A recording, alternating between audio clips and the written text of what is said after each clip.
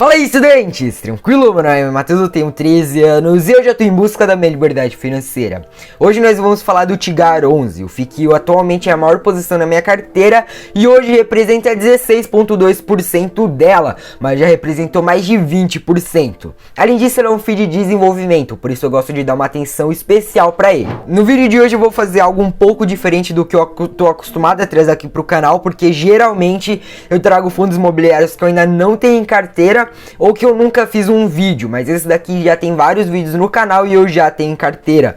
Por isso hoje eu vou mostrar para vocês como analisar um FII mensalmente que você já possui.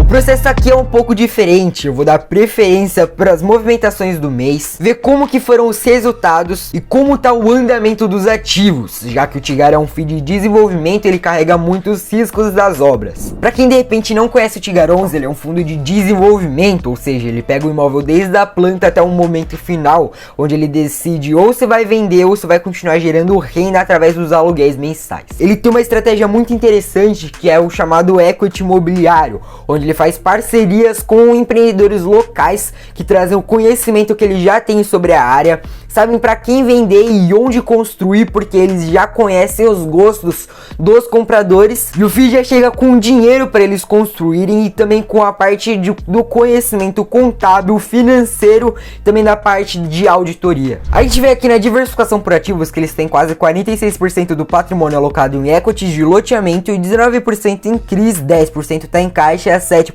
recebíveis e aí com menos de 5% em cada nós temos equity de shoppings, equity de multipropriedade, land bank, ativos da bolsa, CEPASA e equity de incorporação em imóveis comerciais. Uma explicação rápida. Equity, como eu falei agora há pouco, é uma parceria, uma sociedade.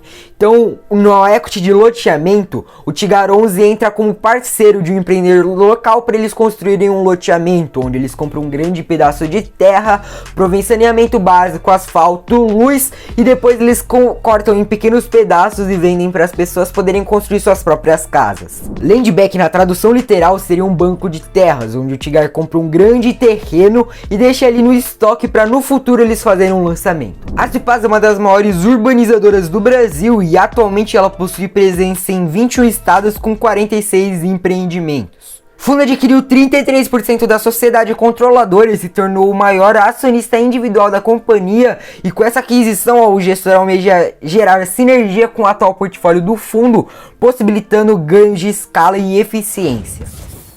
Incorporação pode ser vertical com os prédios ou horizontal com os condomínios de casas. Ativos da bolsa são basicamente o investimento que o Tigar faz em outros fundos imobiliários ou em ações ligadas ao ramo imobiliário que estão listadas em bolsa. O Tigar investe nesse tipo de ativo para gerar um ganho extraordinário, ou seja, fora do comum, ou com ganho de capital ou com dividendos acima da média. Nós também temos os imóveis comerciais, que na verdade só tem um, que é um prédio comercial lá em Goiânia, que hoje possui um cap rate de 9,99% e o fundo detém 50% das ações desse fundo. Cap rate, para quem não sabe, é basicamente o retorno que o fundo tem com o investimento que ele fez.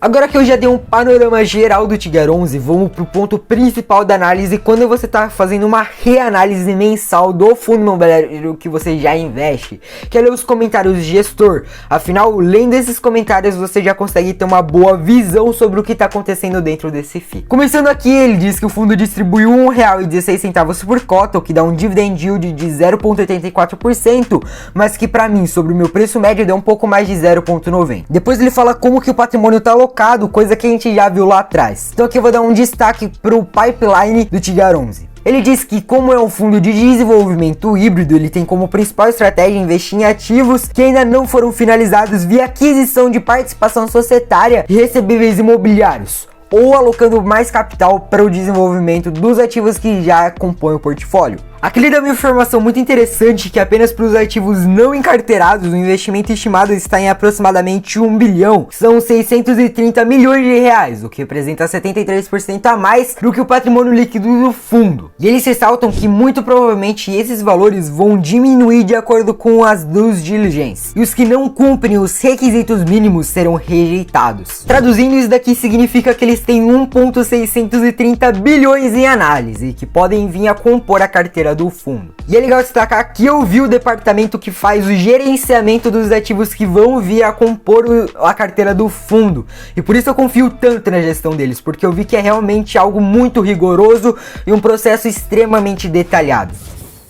Ele menciona aqui que em relação à carteira de equity tiveram avanços em unidades vendidas em vários empreendimentos e que tiveram a integralização de 4 novos ativos da classe de incorporação, mas isso a gente vai dar uma olhada mais pra frente. Na parte de CRIs, o fundo encerrou o mês com 18,83% do patrimônio alocado nesse tipo de ativo e a taxa média de juros foi de inflação mais 11,50% ao ano. Aqui também vale destacar que de pouco em pouco o fundo vem diminuindo sua participação nesse tipo de ativo, afinal antes o fundo investia nos CRIs para compor uma renda mensal e agora com a maturação dos equities que ele já tinha em carteira, a necessidade de possuir esse tipo de ativo vem diminuindo. Para vocês entenderem melhor, no equity de desenvolvimento você tem uma curva em J. Isso significa que por um grande período de tempo você só tem o desembolso de dinheiro para só lá na frente você ver o retorno desses seus investimentos. Por isso, durante esse período de desembolso de dinheiro e investimentos que o fundo vai fazendo,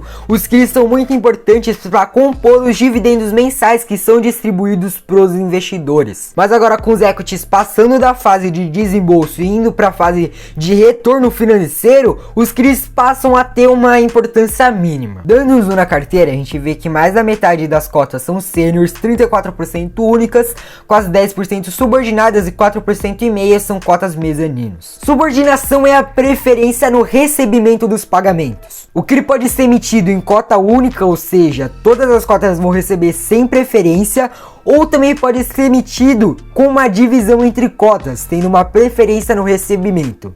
Nesse caso, ele vai ser dividido entre cotas seniors, mezaninos e subordinados. As cotas seniors são aquelas que têm a maior preferência no recebimento, seguido por mezanino e por último os subordinados. Essa preferência no recebimento vai ser usada caso haja uma inadimplência no CRI. Então a parte do dinheiro que for paga para a securitizadora, primeiro vão pagar todas as cotas seniors, depois as cotas mezaninos e se sobrar vai para as cotas subordinadas. E por isso, por serem mais arriscadas, as cotas subordinadas tendem a receber uma taxa de juros maior do que as mezaninos. As mezaninos recebem um pouco menos, só que ao mesmo tempo elas recebem um pouco mais do que as cotas seniors. Então as cotas seniors são as que menos recebem. É a famosa lei do risco-retorno. Quanto mais risco, maior o retorno. Olhando os indexadores desses CRIs, nós podemos ver que eles são totalmente indexados por inflação. Metade GPM e metade IPCA. Agora nós vamos dar uma olhada em como que tá a situação do portfólio. Aqui na carteira de CRIs eu vou olhar para a razão fluxo mensal, razão do saldo devedor, LTV para as vendas e obras, além da razão FM, que indica o quanto que o CRI tem para receber versus quanto o CRI tem que pagar. Então nesse primeiro exemplo aqui nós temos uma razão FM de 137%, ou seja, para cada 100 reais que o CRI tem que pagar, ele tem 137 a receber, então quanto maior esse número é melhor. Razão saldo devedor é parecido, só que aqui ele utiliza qual que é o saldo a pagar versus qual que é o saldo a receber. E nesse primeiro caso, para cada 100 reais de saldo devedor, ele tem 198 de saldo credor. E aqui também, quanto maior, melhor. LTV é basicamente quanto as dívidas representam perante as garantias. Então, nesse primeiro exemplo aqui, nós temos a cada R$ 46,40 de dívida, ele tem 100 reais de garantias. E quanto menor esse número, melhor. Em relação às obras e vendas, quanto mais adiantadas as vendas e as obras, melhor. E aqui nesse relatório fica bem fácil de identificar onde nós temos os problemas que precisamos prestar atenção, pois a gestão coloca nas bolinhas vermelhas e amarelas, principalmente nas vermelhas, óbvio. E aqui nós só temos uma bolinha vermelha, que é referente ao CRI Praias do Lago, que fica em Caldas Novas. Ele tá com uma razão FM de 67%, ou seja, para cada 100 reais que ele tem que pagar, ele só tem 67 reais a receber. E aqui no monitoramento, a gestão muito transparente informou que essa situação ocorreu por conta das medidas de distanciamento social que levaram a uma redução no volume de vendas desse empreendimento. E associado a isso, houve uma liquidação de um montante adicional do CRI que foi autorizado excepcionalmente para a conclusão das vendas. Eles estão monitorando isso e que, paralelo a tudo que está sendo feito, caso a performance das vendas se mostrem além das necessárias para a recomposição desse limite mínimo de RFM, a operação conta com 4,70000 de fundo de reserva e caso a situação venha a piorar ou as vendas não melhorem, eles não entendem que a estrutura de garantias acessórias como a alienação fiduciária das cotas de São Paulo são robustas o suficiente para a quitação dessa dívida. Alienação fiduciária, para quem não sabe, é quando você transfere um bem do nome do devedor para o nome do credor. Olhando aqui pro Equity Squeeze, teoricamente é onde mora a maior parte do risco, mas vemos que não temos nenhuma bolinha na parte de loteamento. Temos uma bolinha vermelha aqui na parte dos shopping centers, mas na verdade essa bolinha tá aí já faz um tempo. Nos loteamentos da Cepasa não temos nenhum tipo de problema, sendo que todas as bolinhas estão verdes. Nos equities da carteira de recebíveis também tá tudo ok, assim como na carteira de multipropriedades. Já na carteira de incorporações temos um problema no empreendimento Vita Novo Mundo, que fica lá em Goiânia. Eles previram que todas as vendas já deveriam ter ocorrido, porém apenas metade foram de fato efetivadas. O que pode ser uma lenta é que as obras deveriam estar em apenas 11% e já estão em 26%. Ou seja, até o final dessas obras, muito provavelmente as vendas já tenham avançado bastante.